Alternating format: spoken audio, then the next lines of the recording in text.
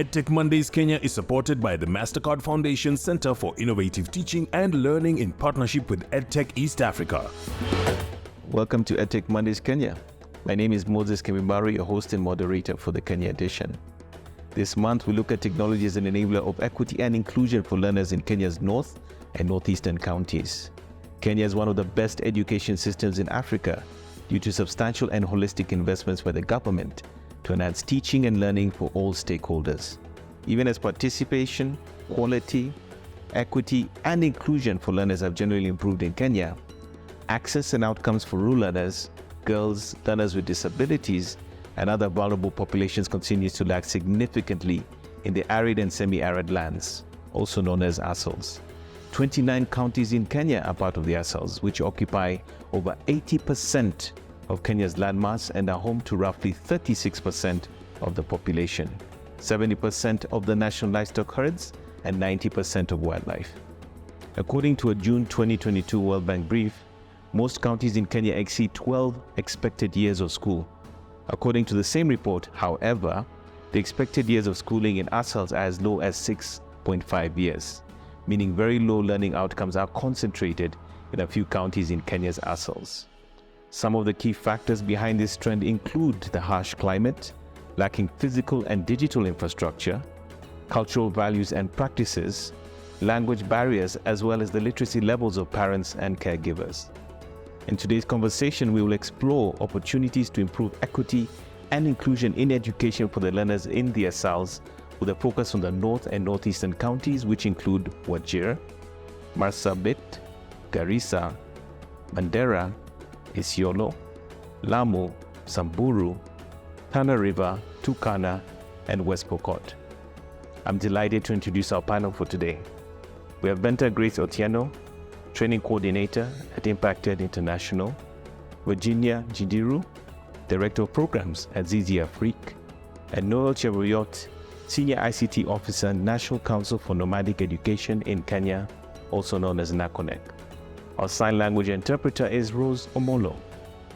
And before we get to our panel discussion, let's first hear from our stories on the ground, where we went to Wajir High School to get a better sense of what they are doing to address equity and inclusion gaps for their learners. Let's have a listen.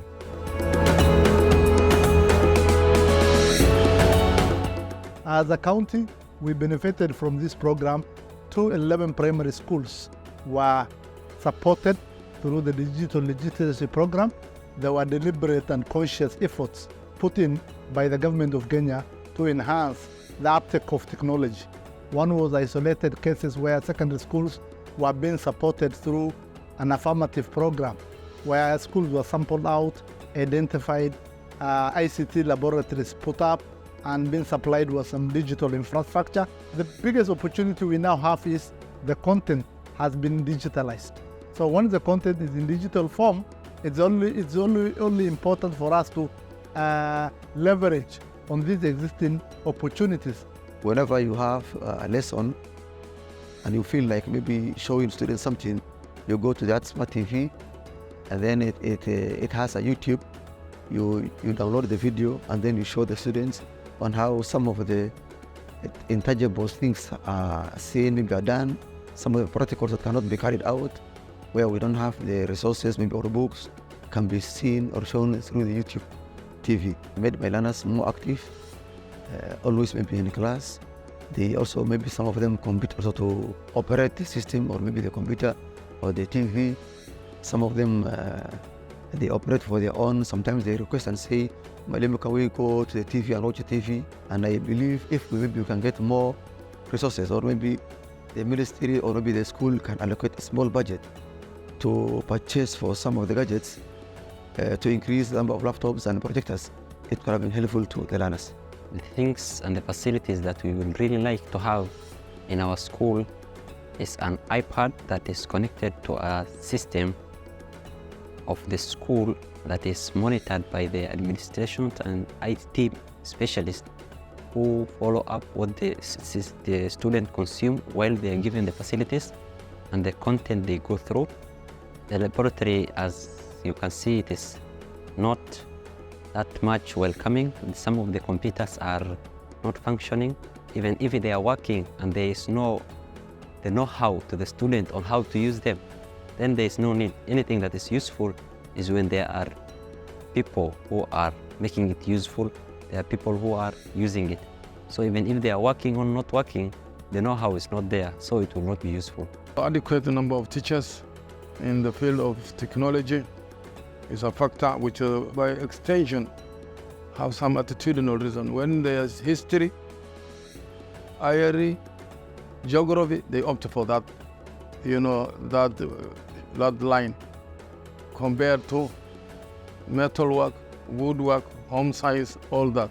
Security is another aspect, which by extension, although town schools are not very much worried, teachers use security as a reason to leave Northeastern. And most of the teachers left us some 7 years, 6 years ago because they were here one teacher is killed somewhere in the border. Then you see one morning, 20 teachers, including the one of the workshop, the one of the computer, leave you. You're only left with a few locals. The only school that can now serve Northeastern and even the whole of Wajir County is this school, because it's the only school with a workshop. Rest don't have any workshops.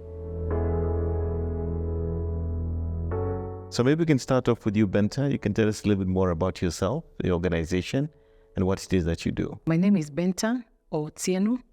I work with an organization known as Impact Aid International that uses the power of media to build the capacity of teachers, to improve curriculum delivery, and to empower the learners by instilling life skills to them and mentorship skills that can help them to cope with life. I am Virginia Ngindiru. I work at Zizi Afrique Foundation. On the issue of learning outcomes, we are particularly bothered by the many children who are going through school but not learning sufficiently. And so our work largely focuses on competency acquisition, both foundational competencies, in this case, reading and math, and also competencies that are required by youths to thrive in the world of work. So we generate and apply evidence to inform and shape policy. My name is Noel Cheboryot. I work with the National Council for Nomadic Education, NACONEK, and I'm an ICT officer there. It was established to check on the educational disparities in the ASAL areas. Great, thank you. That's the arid and semi-arid lands in Kenya. And one of the things we know is that when you look at ASALs and also North and Northeastern Kenya, there seems to be a big disparity when it comes to learning outcomes as a result of various factors. And I'd specifically like to ask you, respectively, your current perspective on the status there, and looking particularly at things such as when it comes to girls, persons living with disabilities, and also those who come from marginalized backgrounds. When we come to the status of learning in Wajir, based on the findings that were done last year, 2022, we find that we have a large number of learners who are still outside school. About 150,000 learners are outside school. And out of this number, we have about 79,000 of them being girls. And so we find that a lot of effort is being done, yes, by the government and the non-government actors to bridge this gap. But the gap is still big. We still have a lot of learners outside school. Our focus largely is learning for all children. And so we begin our analysis of equity inequities from a national viewpoint. Mm-hmm. We may all appreciate the various assessments that take place nationally to kind of demonstrate, are there regions that are left behind on matters, especially, and for this one I'll speak about foundational learning. Are there regions that consistently fall behind others compared to the national average? And so as we speak about technology here today, I think these are some of the issues that we need to really bring out and ask ourselves, what practical strategies do we need to deploy in these regions without looking at it just from the viewpoint of special needs? Because sometimes when you talk about equity and inclusion, the bias is towards SNE, but also recognizing that there could be children in the mainstream education system who would really want to participate in the technology, but maybe the technology is not in a language they understand. Mm-hmm. So what happens in that case? They may have the technology, yes, but maybe their reading levels do not allow them to engage with the content. So what provisions and considerations do we have to give into content? Noel, I would love to hear your point of view based on what you're doing at NACONEK in terms of that North-Northeastern situation when it comes to what's happening on the ground. The Constitution gives the right of a child to education, yeah? But now the government of Kenya gave free primary education, which promoted inclusivity, but it's trained on the facilities in the education sector. So at the moment, if you see the facilities there, we have many children, yeah?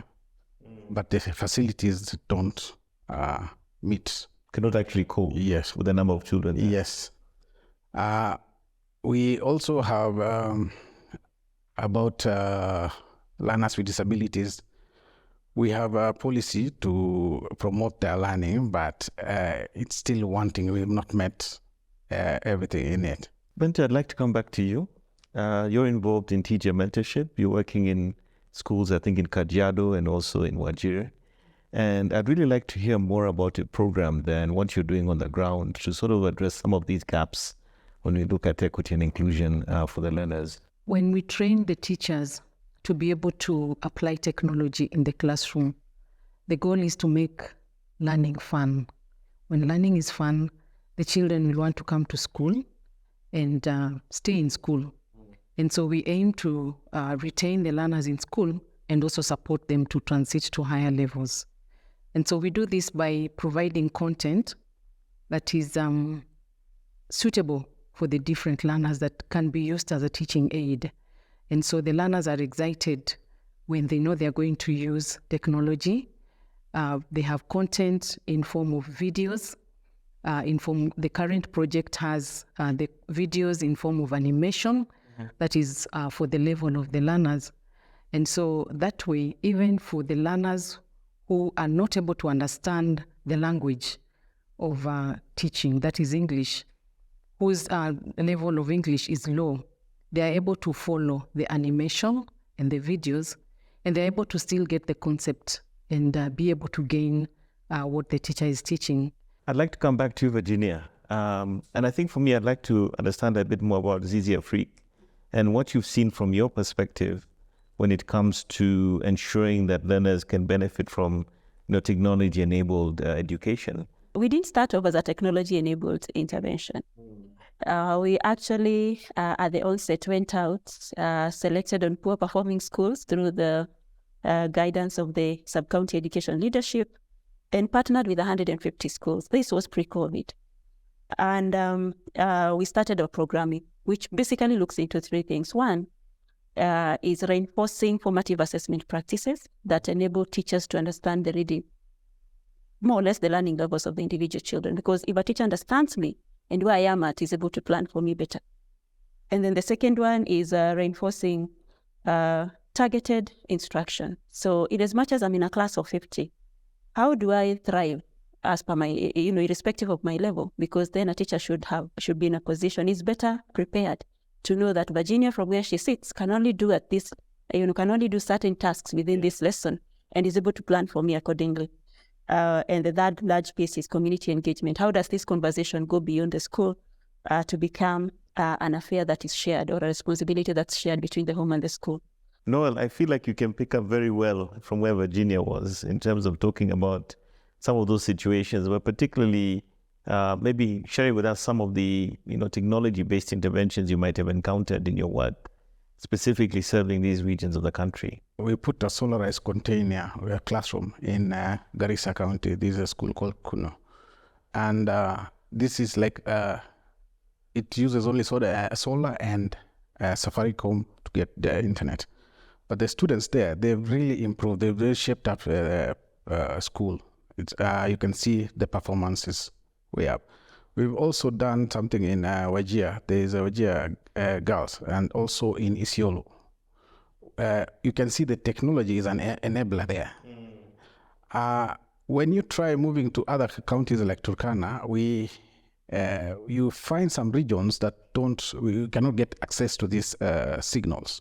So at some point, you're out of the grid. This basic infrastructure. Yeah. Yeah. So We have partnered up with some content creators like Lamu Front. Their them is to teach on a certain time of the day. That's around 4 p.m. They teach, and the children are responding very well to this. So for me, I believe technology is going up in these regions. But at some point, there are some places that we are off the grid. It's a massive gap right there. Okay. The issue of connectivity, speaks broadly to the issues around infrastructure. We were quite ambitious when we were rolling out our radio program. And I remember we thought we had done our best, went out, asked the parents, which is the most popular radio station, who is the most popular presenter you listen to, because we wanted to also be very careful around the timing, around which radio station they receive. But even with that, when we deployed solar-powered radios, we also had to go for solar-powered radios.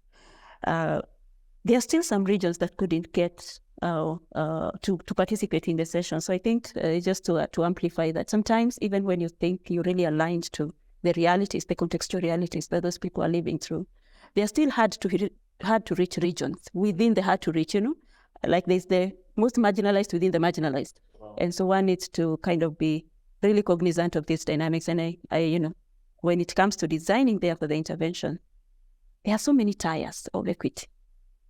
Not just the overall, we have this content, fine. But how does it get to the last mile? The child who is at the farthest mile of technology. I think what I'd like to ask all of you now is maybe let's look towards the future. Let's think about where this can all go. How do we start solving the issues and the disparities that we're seeing in that region of Kenya? And more importantly, how can technology through EdTech become an enabler of these opportunities when it comes to equity and inclusion? I'd love to hear your perspectives, Noel, from what you can see going forward. First we need to address the poverty issues, because there are some places that are so poor that the children have to first go fend for themselves before going to school. If we address that, we'll have these children in school. Second thing is there is fear of these gadgets. One by the teachers. If we train the teachers and make them use these gadgets, they will be able to train these children. Technology is a public good. And I think one of the key barriers we face, even when we've had modest resources to invest in these communities, is the fact that for me to access technology, I can only access it to the extent that I can pay for it. And think about it, if I'm implementing something in Bungoma in the very rural regions, and I want content that's offline, and I have to pay for an annual license, nobody would be able to do that every day. We're also looking at to what extent would we start encouraging communities to start embracing technology. We have to make it affordable. So I think it's shifting our viewpoint of technology, EdTech, as a public good. As it is now, in my own view, my own very basic view is that it's still a highly privatized affair. The second one is differentiation. I think we need to also dream beyond mainstream content that is, or content that complements curriculum. The broader focus right now is content that is aligned to the syllabus, because we want our content to be KICD approved. We want it to be aligned to the designs. But what happens of this other creative content that could still complement the curriculum without necessarily being the standard curriculum? So we faced some bit of challenges on that, because we're looking for a supplier or a provider who has thought about what does it take to teach a child how to read through technology, and what is that package, and how can we invest in that as a community? So differentiating that. The third is demystifying the whole bit about technology. I think when you look at the critical actors in the education space, we have the parents, we have the teachers. How we sell it to them also determines how much or how well they will receive it. So maybe it's also looking at what our ICT policies, and do they encourage a culture of risk-taking? Do they encourage a culture of just, having that as a practice, a standard practice within the classroom? So that maybe if we flipped the instructions we give to the schools, that if this device gets lost, you have to prepare it. If we flip that instruction to say we want to be as proactive as possible, make the most innovative use of this technology, see what transformations you're able to achieve, possibly those devices will still be in use. What if we also thought about the role of communities in all this? Because I believe today, in as much as the forms of technology are not the same in terms of access, it's not everywhere that you'll find a tablet, it's not everywhere that you'll find a smartphone. When you're designing a solution, how do we think through the various formats in which it can be delivered to be able to reach the very basic form of technology, the lowest common denominator of that parent, that child who may never be able to do it. But like I said earlier, it's also an initiative that's dependent on so many other things. If you're to host it within Turkana region, like he said, the place is vast. But also, how about investing? Because I believe why he would have challenges with connectivity in Turkana in some regions is because maybe there's no mast. The provider has not invested the infrastructure needed. Maybe you also need to promote equity from all dimensions, even in terms of the infrastructure itself, purpose of making sure that they have at least access to something. When we were doing our assessment to determine the schools that would get the project implementation, we had to leave out a lot of schools because of lack of electricity, or electricity being there, but there are challenges with it. Maybe it's damaged in the school, and so the school is not able to fix the problem. And then we also have instances where some of this equipment are actually out of service, but they are not being serviced by the necessary body, in this case, the ICT authority that is meant to service them. And so you get to a school and you find maybe the projector is not working, and the authority is not aware, and they're not able to utilize it because it's now they're lying dormant. So maybe again, just involving all the partners involved could help to bring these facilities to be able to utilize effectively. And the other thing that I also found very key, as Virginia has mentioned, just demystifying the concept of ICT, and also just making as a first language. When we started in Wajir, we had our content in English and Kiswahili alone, but then it became necessary to go down to the level that the learners can accept or understand, and that's how we ended up with our content also being translated in Somali, so that the learners are able to listen to the content in their first language, and then they are able to move on to the language now that the teaching language, that is English and Kiswahili. So also having the content in a way that the learner can be able to accept it or take it in fast, and then they can move on. And maybe that way, if we are able to have all those networks working together, then we will be able to improve learning through technology. Benta, Virginia, Noel, thank you so much for being a wonderful panel. Maybe before that, Moses, as we speak and I'm here reflecting, are we doing justice to this issue of EdTech? Why should it be an enabler? It sounds like it should be like an afterthought of some sort. But maybe there's need also to see technology as a core pathway in which learning happens. Because if we do that, then we also encourage children to make use of whatever forms of technology they have at home, also exploit as much as possible whatever they have at school. Similarly, if we made it a core in the classroom, and in this era of CBC where a teacher is supposed to be a facilitator. So if you're a facilitator, then you have to already start thinking about what do I present on the board, what do I present by technology, so that it's embedded as a core element within the lesson, so within the learning process. I think if we tweak the messaging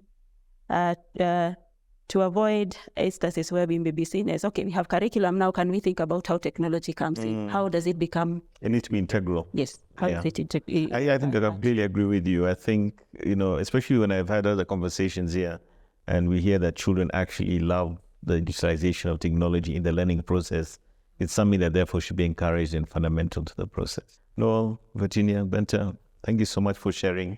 We're delighted with the inputs you've shared with us for this conversation. and I hope our audience will also get value from this. Thank you so much. On our next edition of EdTech Mondays Kenya, join us for a live recording at Innovate Nairobi on the 7th of August 2023. Hosted by the Nairobi City County, Innovate Nairobi is set to showcase innovations in the county. Our conversation will focus on bolstering growth for Kenya's EdTech ecosystem, opportunities and challenges. See you there.